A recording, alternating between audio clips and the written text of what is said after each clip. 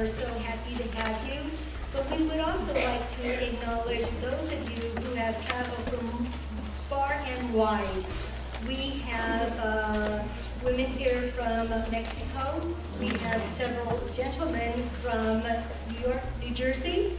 We have a gentleman from Florida with us, as well as sisters from Northern California and men and women from the eastern and southern counties of Los Angeles and the northern counties of Los Angeles. So thank you very, very much for making this trip to be with us today.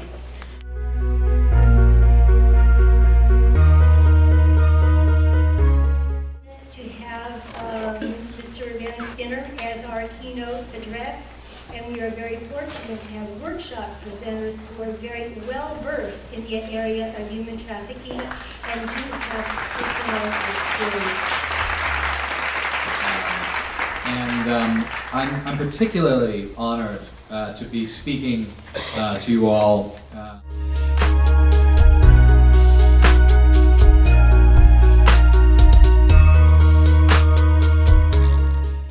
First, I prefer to use the term slavery when I'm talking about slavery.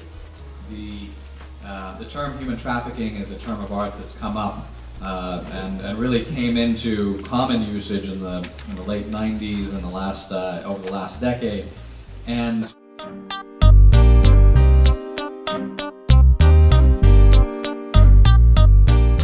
more slaves in the world today than at any point in human history. Now, very briefly, where are they? The vast majority of slaves, as far as we know, are in some form of debt bondage, some form of hereditary collateralized debt bondage, which is, again, one of these euphemisms like human trafficking, like ethnic cleansing, which in no way describes the horror of a young man or a young woman who is forced to work, for example, in a quarry or in a brick kiln. And so when we think about the solutions to modern-day slavery, we have to think about that degree of codependence and breaking that cycle and allowing slaves to become independent, allowing slaves to become agents of their own freedom and of the freedom of their communities.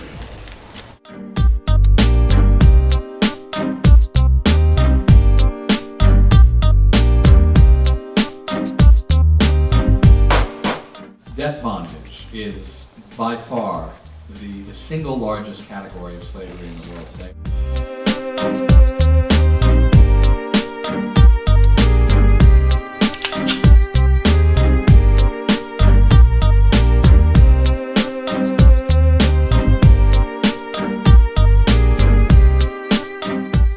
Los Angeles is one of the hubs of human trafficking. It's one of the migration centers, and it's also one of the centers of modern-day slavery.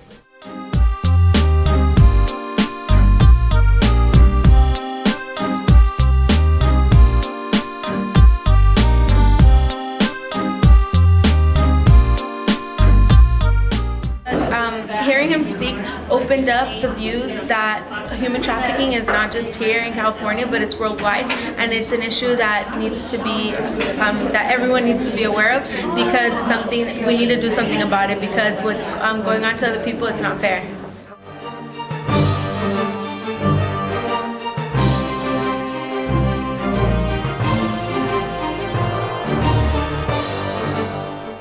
Hearing him speak was really inspirational, and out of everything, I learned a lot of facts that I know for sure I'm going to go take back to my friends, and maybe we could start something at our school.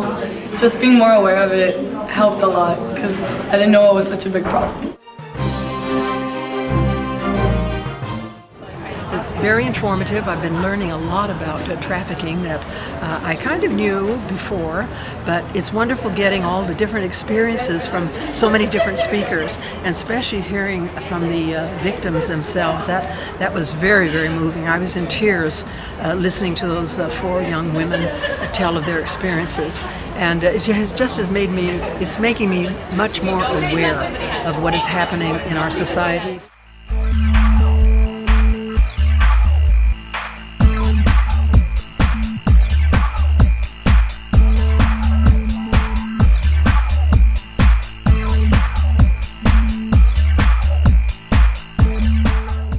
I know we should try to like find stuff that's fair trade and make sure things aren't made in sweatshops, because I know as kids we're like, we just want what's cool or whatever and what looks good, but not always like, a lot of people have to suffer maybe to have that like one thing that we have. So we have to like rethink things and like try to think about others and not yourself.